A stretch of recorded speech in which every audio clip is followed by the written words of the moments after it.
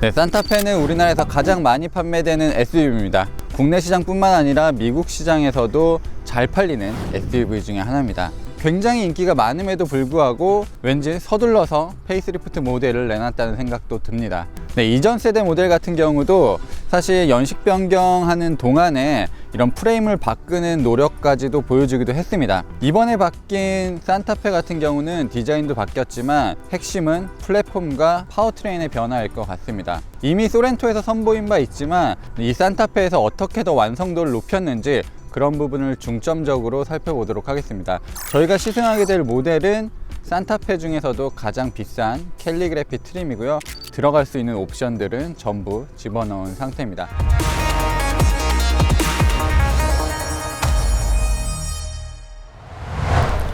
네, 사진에서 봤을 때는 굉장히 어색하고 좀 과장된 느낌이 있었는데 실제로 보게 되면 초기 모델의 디자인도 지금 나쁘진 않지만 이 바뀐 디자인도 크게 어색하게 느껴지진 않습니다. 주간주행등 같은 경우는 램프 하단까지 내려오는 디자인을 취하고 있고요. 방향지시 등을 켰을 때 살짝 이 밑에까지도 같이 색깔이 바뀌면 좋을 것 같은데 이 위쪽만 방향지시 등이 들어오게 됩니다. 일단 후드나 팬더 이런 부분의 디자인은 바뀌지 않았고요. 이 플라스틱으로 처리하는 이 앞쪽 범퍼 부분을 위주로 크게 달라졌습니다. 캘리그래피 트림은 이 그릴 디자인이 일반 모델과는 조금 달라요. 이 안에 있는 요소들이 굉장히 삐죽삐죽해서 이 주간주행등 그리고 이 눈매와 상당히 좀 잘 어울리는 느낌도 듭니다. 이빨이 겹겹이 나 있는 생선들이 있거든요. 뭐 그런 느낌을 좀 연상시키기도 해요. 그래서 뭐 맥이 닮았다라는 얘기도 하고 뭐 시메어 닮았다 얘기도 하는데 뭐 그런 얘기는 사실 예전부터 현대차가 많이 들었죠.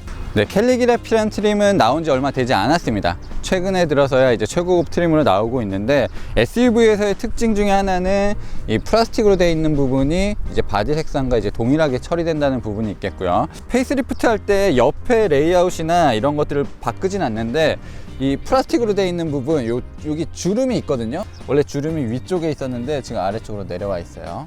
그리고 캘리그래피 전용 휠이 적용이 되어 있습니다. 20인치고요 프레스티지 트림에서도 20인치 신규 휠을 선택할 수가 있어요. 날카로운 느낌 같은 경우는 지금 캘리그래피 트림이 훨씬 더 잘 표현해 주고 있는 것 같고요. 타이어는 컨티넨탈의 크로스 LX 스포츠 컨택 타이어가 들어가 있습니다. 디에로라고 불리는 부분이 완벽하게 반짝이는 게 아니라 살짝 광이 죽어있는 반광 스타일로 적용이 되어 있고요. 이 아래쪽 몰딩 같은 경우도 동일하게 처리가 되어 있습니다.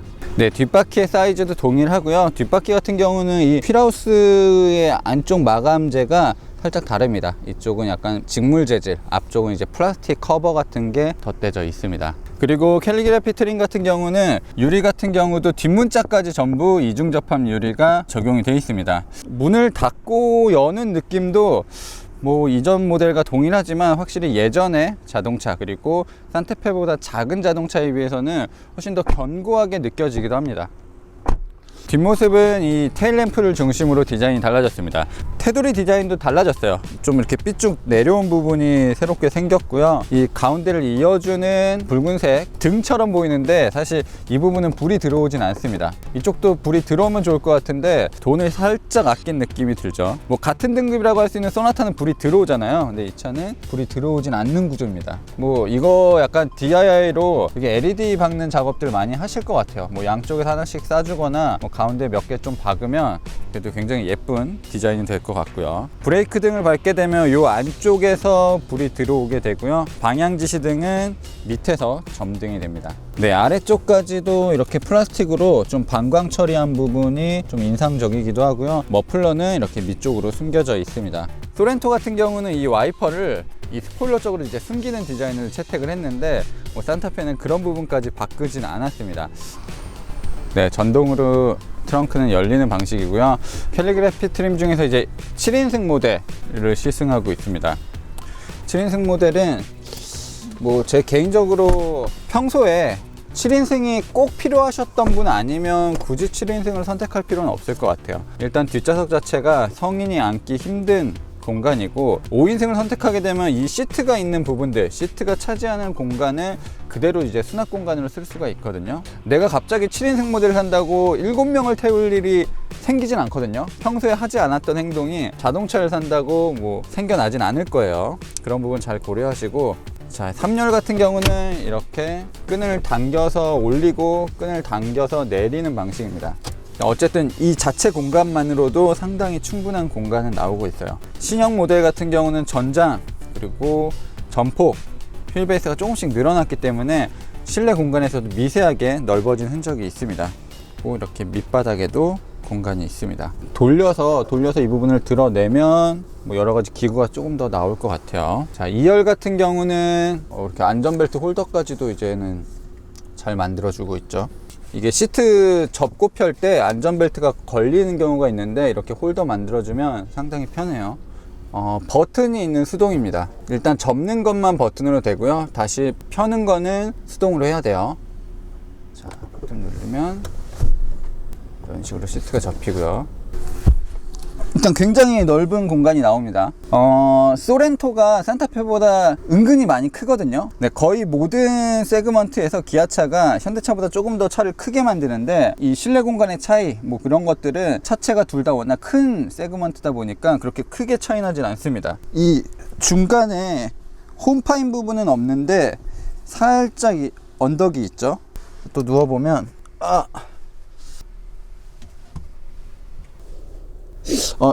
매트 정도만 깔아 놓고 아니면 이제 에어 침대 같은 거 있잖아요. 그런 거 깔아 놓으면 뭐 차박하기 충분히 좋은 공간이 나올 것 같습니다. 대신 소렌토는 6인승 모델이 있었잖아요. 가운데 통로가 있어서 3열에 드나들기 편한 모델이 있는데 산타페에는 5인승과 7인승 밖에 없습니다. 그런 차이도 조금 생각하시면 좋을 것 같아요. 네, 실내의 변화는 디스플레이 그리고 센터 패시아 디자인이 핵심일 것 같습니다. 일단 모니터 같은 경우가 조금 더 커졌고요. 옆에 덕지덕지 붙어있던 버튼들이 전부 아래로 내려왔습니다. 이런 UI들은 이제 최신 현대차의 UI가 적용이 되어 있고요. 뭐 자연의 소리, 애플 카플레이, 안드로이드 오토 전부 지원합니다. 그리고 현대 카페이 같은 것도 지원하고 뭐 카투홈, 발렛 모드, 빌트인 캠 이런 것들도 전부 적용이 되고 있습니다. 아마 음성인식 기능 같은 경우도 이제는 업그레이드가 많이 됐을 거예요. 그리고 계기판 같은 경우는 12.3인치 디스플레이로 변경이 됐습니다. 뭐 소나타 그랜저에서 보던 것과 동일해요. 그래서 주행 모드를 바꿨을 때 자, 이런 식으로 변경이 되는 계기판인데 아쉬운 부분은 그거 외에는 디지털의 장점을 느낄 수 있는 부분들은 없습니다. 반응이 조금 자연스러워졌다? 뭐 이 정도는 있을지 모르겠는데 기본적으로 우리가 디지털을 쓰는 것들은 조금 자유도가 높잖아요. 내가 원하는 소스나 원하는 정보들을 자유롭게 배치할 수 있는 그런 시스템이 적용되진 않았어요. 이런 내비게이션이라도 좀 나오든가 아니면 뭐 이 계기판을 아예 다 숨기든가 뭐 여러 가지 기능이 있으면 좋을 것 같은데 그냥 이건 아날로그를 대체한 수준 정도에 머물러 있습니다. 물론 현대기아차의 다른 차들도 거의 이상한과 동일해요. 이런 부분들은 좀 앞으로 개선이 되면 좋을 것 같고요. 자, 기어 레버가 바뀌었습니다. 기존 이렇게 스틱 기어에서 이제 버튼식으로 바뀌었습니다. 뭐 팰리세이드, 넥소 이런 SUV들 이런 디자인을 채택을 하고 있죠. 센터 패시아 부분이 보통은 이렇게 차량 앞쪽으로 붙어 있는데 지금 이렇게 비스듬히 누워 있죠. 그래서 운전을 하면서 조작하기에는 굉장히 편해요. 뭐 이런 세부적인 조작하는 느낌도 예전보다는 확실히 신경을 많이 썼어요. 이렇게 막 싸구려를 만지는 느낌은 들지 않습니다. 그리고 전자식 기어 버튼이 적용되면서 이 밑공간이 좀 여유가 생겼거든요. 그래서 이런 작은 가방 같은 것도 쉽게 넣을 수 있는 공간이 나오고 있고요. 예전에 산타페에서는 이런 고급스러움을 기대할 수 없었는데 이 산타페 TM 모델부터는 이런 식으로 인조가죽 감싸이가 들어가면서 스스로 좀 차급을 높이려는 노력을 많이 시도하고 있고요. 캘리그래피 트림에서는 굉장히 부드러운 촉감이 좋은 나파 가죽 시트까지 적용이 되어 있습니다. 그리고 이런 퀼팅도 디자인이 살짝 달라요. 일반 모델과 퀼팅도 디자인이 다르고요. 그리고 무드 램프도 있어요. 앰비언트 라이트도 지금 요 라인을 따라서 빛이 들어오고요. 그리고 여기 수납 공간이 살짝 있잖아요. 이런 부분도 꽤 좋은데 스마트폰 같은 거 딱 올려놓기 편하거든요. 지금 빛 나오는 거 보이시죠? 이 파란 빛이 나오는데 여기도 앰비언트 라이트가 적용이 되어 있습니다. 네, 공간적인 부족함은 전혀 느껴지지가 않습니다. 뭐 이건 굉장히 광활한 공간이 나오고 있고요. 일단 시트가 슬라이딩까지도 돼요. 지금은 가장 많이 제가 뒤로 밀어놓은 상태고요. 공간 자체는 굉장히 광활합니다. 뭐 좁을 수가 없어요. 3열을 배려해주지 않는다면 상당히 넓은 공간이 나오고요. 시트를 가장 뒤로 밀어놓은 상태고, 이쪽 부분은 시트를 가장 앞으로 밀어놓은 상태예요. 저도 좀 앞으로 가볼까요? 자, 가장 시트를 앞으로 밀어놓은 상태인데도 뭐 이 상태도 좁다고 느껴지진 않아요. 뭐 B 세그먼트 SUV의 뒷좌석보다는 그래도 넉넉한 공간이 나오는 것 같습니다. 그리고 등받이까지도 더 조절을 할 수가 있고요. 이 송풍구 디자인도 기본 모델에 비해서는 조금 바뀐 부분이 있고요. 저희가 3열에 타게 되면 일단 2열을 가장 뒤로 민 상태에서 타게 되거든요. 제가 어제 라이브 할 때도 그랬는데, 오늘은 한번 좀 여러 가지 상황을 만들어 봐서 한쪽 시트는 가장 앞으로 당겨 놓고 한쪽 시트는 가장 뒤로 밀어 놓은 상태에서 3열의 거주성이 어떻게 달라지는지 좀 볼게요. 뭐 시트가 앞에 있던 뒤에 있던 타는 것 자체는 편안하진 않습니다. 네, 지금 시트를 가장 밀어 놓은 상태입니다. 앞으로요. 자, 딱 닿긴 닿아요. 닿긴 닿는데 뭐 이 정도면 근거리 정도는 뭐 용납할 수 있을 것 같아요. 근처로 밥을 먹으러 간다거나 그런 상황에서는 이 정도면 어찌저찌 탈 수 있을 것 같습니다. 지금 이제 이쪽은 시트를 뒤로 가장 밀어놓은 상태. 혹시 그 요기 다니엘 아세요? 요기 다니엘? 막 네모난 상자에 들어가는 옛날에 요가하는 아저씨 있었어. 그래서 지금 약간 무슨 작은 상자에 들어가 있는 느낌. 뒤에 뭐 에어 송풍구도 있고 에어컨 조절 단자도 있는데, 어쨌든 성인이 앉기에는 뭐 편안한 공간은 아니고요. 여기는 뭐 유아들, 어린이들을 잠시 태우는 용도, 아니면 뭐 반려견이나 반려묘들 태울 때 굉장히 유용하게 쓸 수 있을 것 같아요.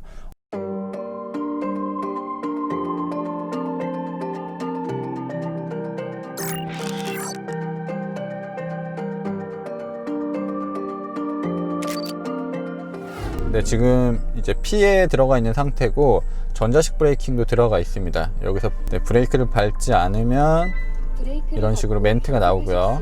자, 브레이크를 밟고 D에 놓으면 지금 출발을 하는데, 이 상황에서 브레이크에서 발을 떼고 P를 눌러도 자, 이런 식으로 작동합니다. 후진도, 자, 지금 이제 후진하는 상황인데 P단 넣으면 또 이렇게 P가 들어가고요. 전자식 버튼이기 때문에 사실 소프트웨어적인 측면으로 이런 부분들을 어느 정도 좀 변화를 줄 수가 있거든요.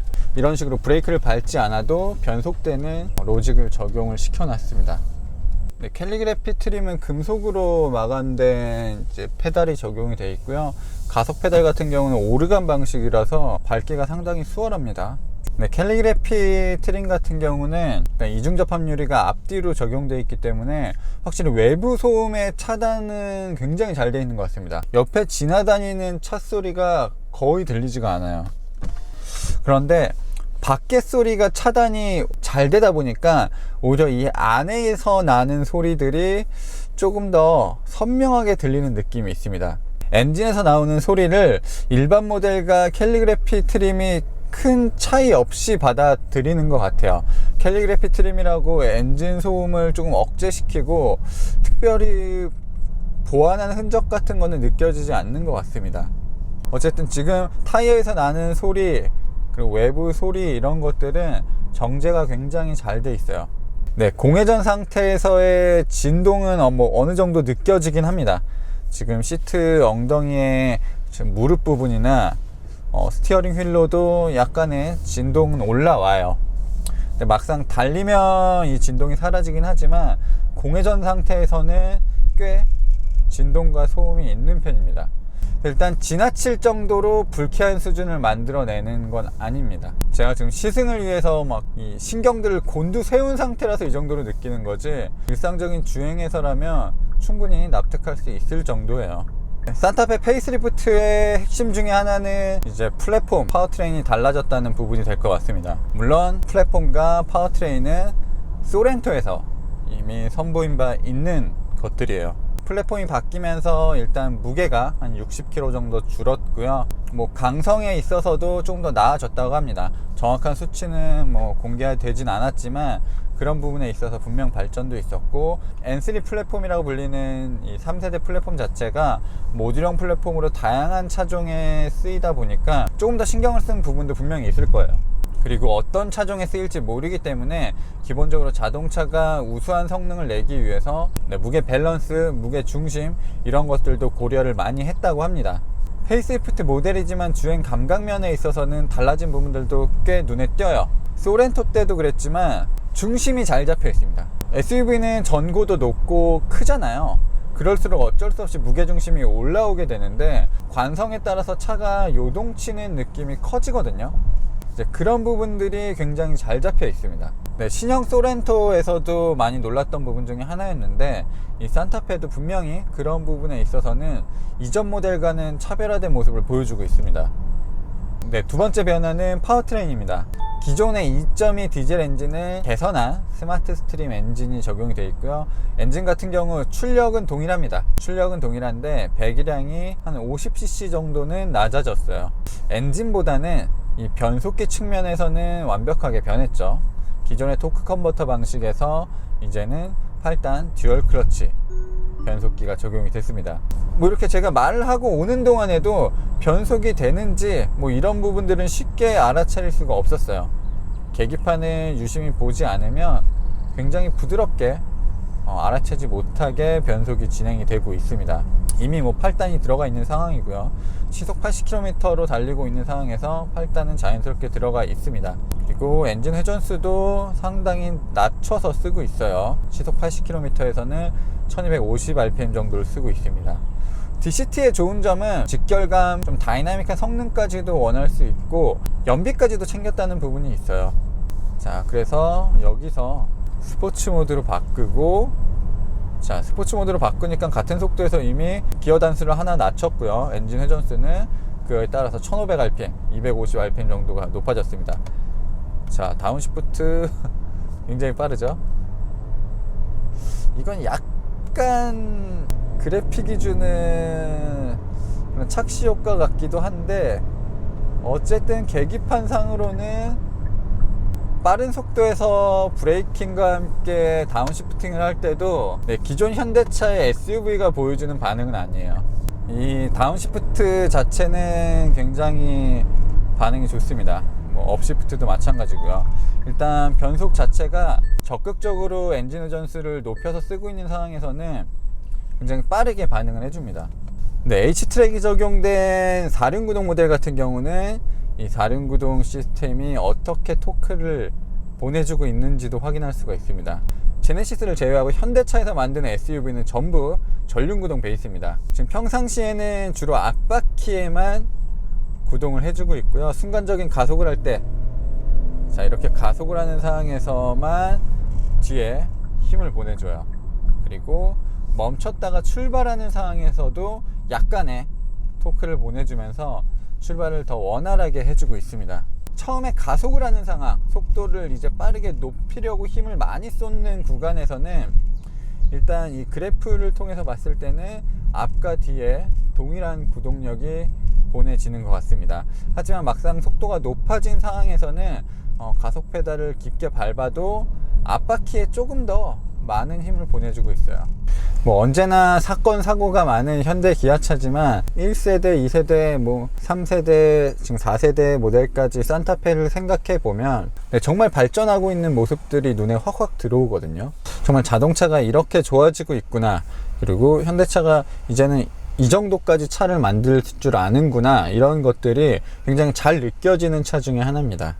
네, 현대차의 자동차 발전을 알고 싶다면 산타페를 한번 생각해 보시면, 그리고 산타페를 모두 경험한 분이시라면 현대차의 현재 위치를 어느 정도는 파악하실 수 있을 거예요.